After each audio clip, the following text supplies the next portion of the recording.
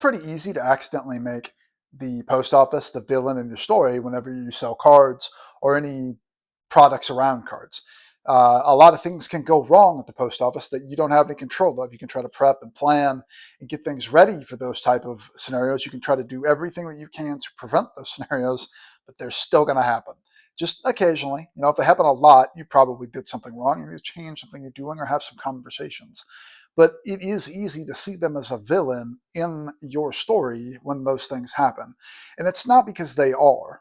It is because when it comes to cards, you are so frequently trying to get everything perfectly right. There's some people who are so analytical, they know what every single card is worth, even the bulk.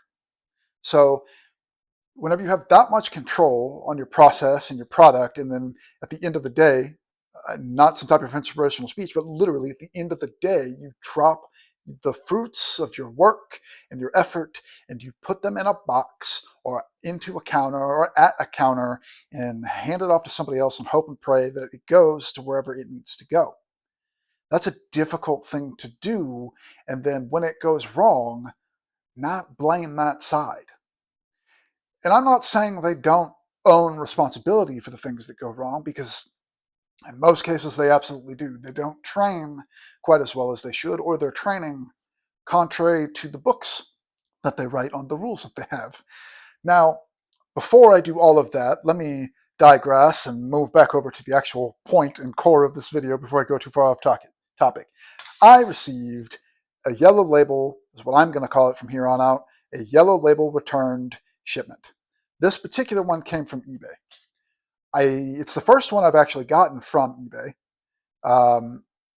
Well, from my eBay orders. I typically have gotten those back whenever I do TCGplayer orders, which I ship in these. That's one of the ways I know kind of where it came from.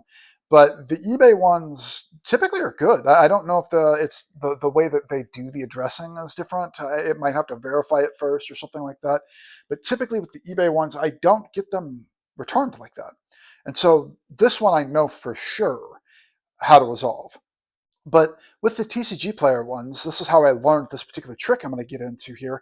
Um, it happened like last September, and I didn't know what to do. I had gotten a bunch of them back. When I say a bunch, it's probably like 3 of them back at the same time. And so it seemed like there was some issue. And so I reached out to those buyers, and I was like, hey, is your addresses correct? Or are your addresses correct? And they verified it and said that they were. One of them happened to be somebody who was buying from me relatively frequently. And so I was like, okay, well, clearly that one works because he's gotten cards before.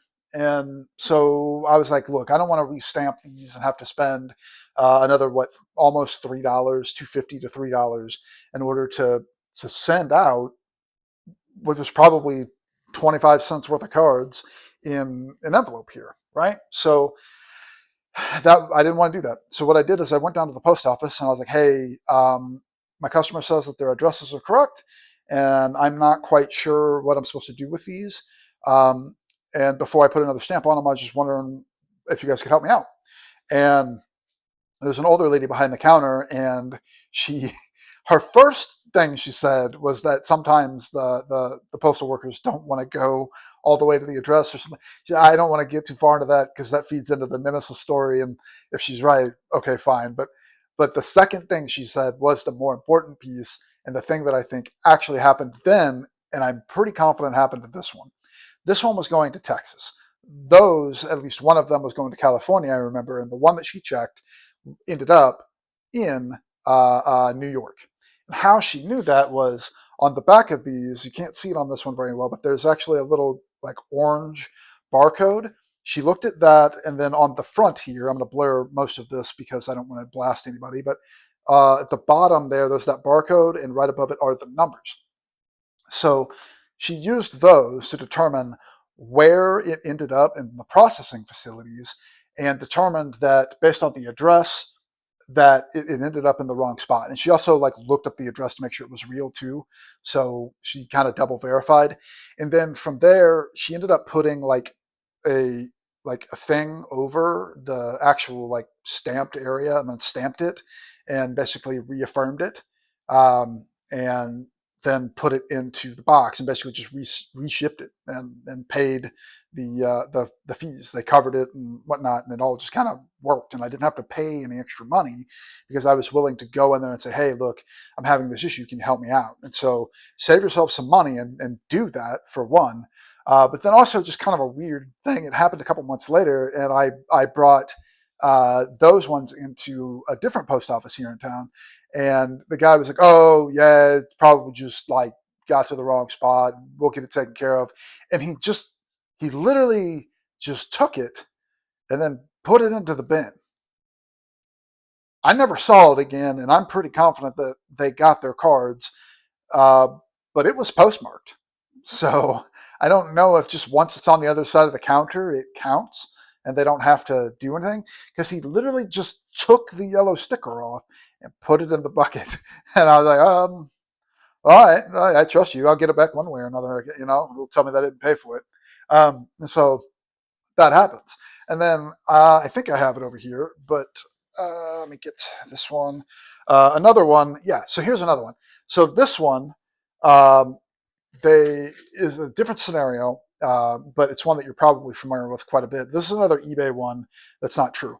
This one, they said, needed more postage. That 49 cents means that they think that I should have shipped it as non-machinable, which is, hold your ears, kids, but bullshit.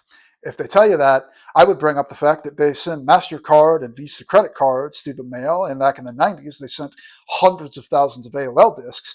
And in their own postal books, it says that you can ship, I think it's 4 or 5 dimes or nickels in a package and it be okay. It doesn't have to bend. And for the reference, the actual rule, apparently I'm going on a tangent here, I'm sorry, but the actual rule is that it has to bend 1 inch over a 30%.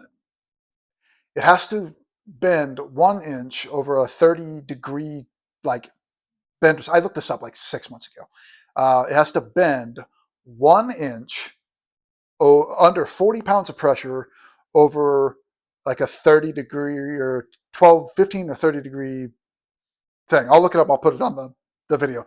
But I had that information from whenever they sent me like 100 of my items back. And I was like, no, you're going to put me out of business. We're going to talk about this. So I guess the core motive here is, if something goes wrong at the post office, you need to be able to go calmly talk to them and figure it out. I wasn't very calm the first time that I went in there because I had, I started off calm.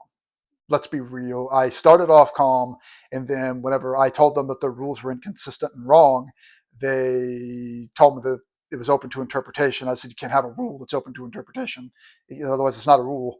And so it just, yeah. Anyway, um, they're trying to tell me that it's up to the person that's testing. I was like, that's not how that works. It can't be, because it's a rule. It either works or it doesn't. Um, I digress. This can be frustrating.